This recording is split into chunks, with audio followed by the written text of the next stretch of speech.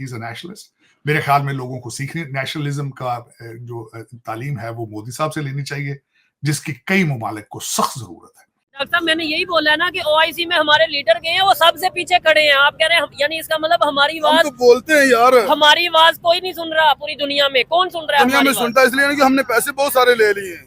तो हम क्यों एक तरफ हम कहते हैं जज्बा बहुत है, एक हमें तो कान से पकड़ के नीचे बिठा देते हैं, उधर बैठ जाओ, तुमने पैसे देने हमारे। कि पहले हमें लग रहा था कि पूरी दुनिया जो है वो पाकिस्तान को इग्नोर कर रही है, लेकिन इस्लामी ममालिक में या ओआईसी में पाकिस्तान की रिस्पेक्ट जो है वो कायम होगी।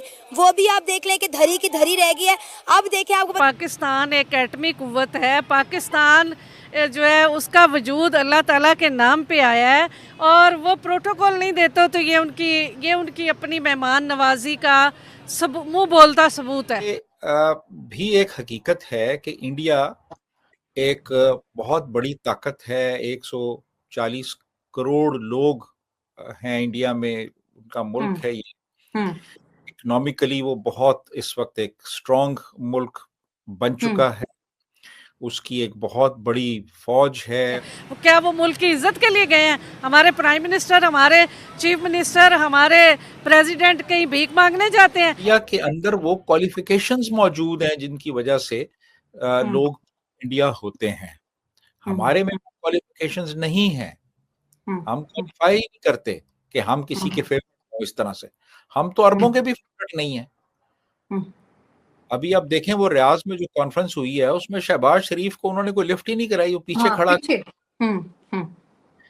जिनके पास जाते हैं मेहमान नवाजी का सबूत होता है कि वो कितना मेहमान नवाज है, वो हमें कौन सी सीट देता है, लेकिन अल्लाह ताला इसका सिला। नमस्कार दोस्तों, आज के इस वीडियो में पाकिस्तानी कंपेयर कर रहे हैं भारत और पाकिस्तान को। एक तरफ भारत है, मोदी जी इस समय नाइजीरिया में हैं और कई तरह की डील वहाँ पे होने वाली है, बहुत सारे सिस्टम वहाँ बेचने वाले हैं, और मोदी जी को जितनी इज्जत मिल रही है पूरे दुनिया में, इसके बाद वो G20 में शामिल होने के लिए ब्राजील जाएंगे। तो पाकिस्तानी को पता है कि पहले जिस तरह के इवेंट हुए हैं वहाँ पे जो मोदी जी को इज्जत मिली है उसको कंपेयर करते हैं अपने प्राइम मिनिस्टर को मिली हुई इज्जत के साथ, क्योंकि इनके जो प्राइम मिनिस्टर थे अभी रियाद सऊदी अरेबिया में थे, जहाँ OIC जो इस्लामिक मुल्क है उनकी बैठक हो रही थी, और उन्हें सबसे पीछे कहीं कोने में खड़ा किया गया है। इस पूरे फोटोग्राफ में उन्हें ढूंढना पड़ता है कि कहाँ पे हैं, और ढूंढने पर भी वो दिखते नहीं है आसानी से। अगर आपको दिख रहे हो तो जरूर पॉइंट आप करना कि कहाँ पे आपको दिखे। ये लोग कंपेयर कर रहे हैं शहबाज शरीफ को मोदी जी के साथ, जो कि कोई कंपैरिजन बनता ही नहीं है। आप इस सबके बारे में क्या सोचते हैं? क्या वाकई कोई कंपैरिजन है? मेरे हिसाब से तो नहीं है। तो जो भी आपके विचार हो कमेंट बॉक्स में जरूर लिखिएगा। वीडियो अच्छा लगे तो लाइक करें, शेयर करें, चैनल को सब्सक्राइब करना ना भूलें। आइए आगे बढ़ते हैं इस वीडियो में। मियां शहबाज शरीफ साहब हमारे पाकिस्तान के प्राइम मिनिस्टर, अल्लाह ताला उनको इस मिशन में कामयाबी दे और उनको और ज़्यादा इज़्ज़त दे। लाइनों में आगे पीछे खड़े होने से कभी कोई फ़र्क नहीं पड़ा। इज़्ज़त वो होती है जो अल्लाह ताला देता है, इज़्ज़त वो होती है जो अल्लाह ताला देता है, और वो लाइनों में आगे पीछे खड़े होने से इज़्ज़त नहीं मिलती।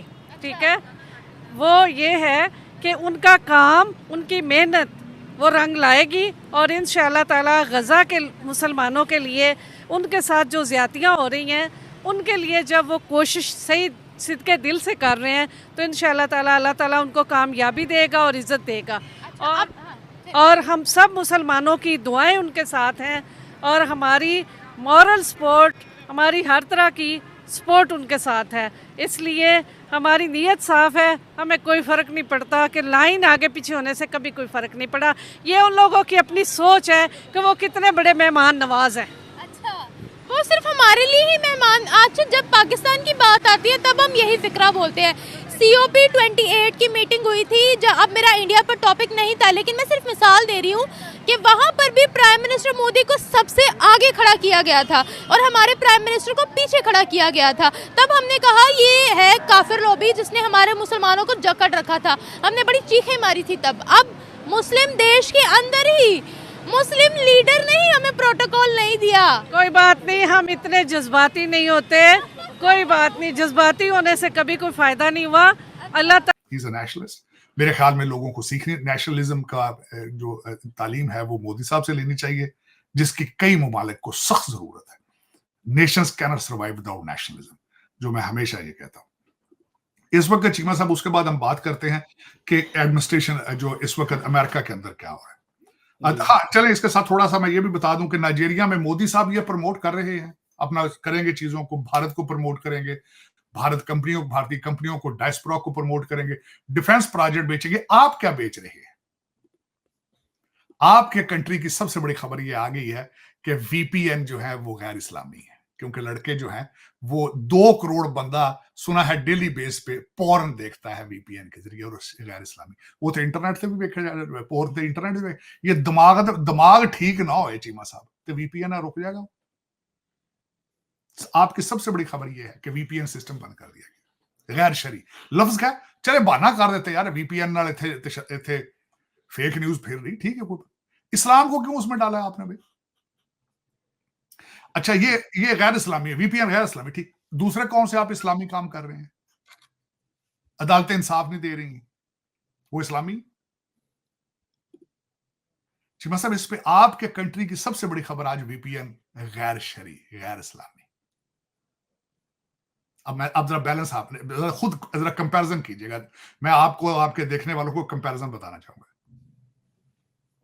कि तेजस बनियाका system selling to Armenia, France and African countries, 50,000 diaspora, 27 billion की investment in Nigeria, and where you stand at VPN गैर शरी, गैर इस्लामी डेस्टिनेशन। अब खुद मैं कहता हूं खुद मुतय्यन करेंगे व्हाट इज योर डेस्टिनेशन। अब ये भी एक हकीकत है कि इंडिया एक बहुत बड़ी ताकत है, 140 करोड़ लोग हैं इंडिया में, उनका मुल्क है ये, इकोनॉमिकली वो बहुत इस वक्त एक स्ट्रॉन्ग मुल्क बन चुका है, उसकी एक बहुत बड़ी फौज है, वो एक न्यूक्लियर आर्म्ड स्टेट है, और उसने पूरी दुनिया में अपने फॉरेन रिलेशंस में एक बैलेंस रखा हुआ है।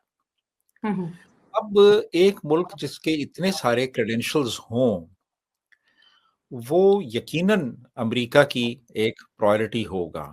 वो मुल्क तो नहीं होगा ना कि जो अमेरिका से कर्जों की भीख मांगता है, जो अपने मिलिट्री हार्डवेयर के स्पेयर पार्ट्स के लिए अमेरिका का मोहताज है, जो अपनी एक्सपोर्ट्स के लिए अमेरिका की तरफ देखता है, और जिसका अमेरिका के साथ जो एक रिलेशनशिप रहा है वो कोई इतना आप कहें स्टेबल भी नहीं रहा। पाकिस्तान है पॉपुलेशन के लिहाज से, और अगर रकबे के लिहाज से देखा जाए, लैंड के लिहाज से, तो तब भी हम टॉप 5 में मेरे ख्याल में आते हैं, 2 या 3rd नंबर पे।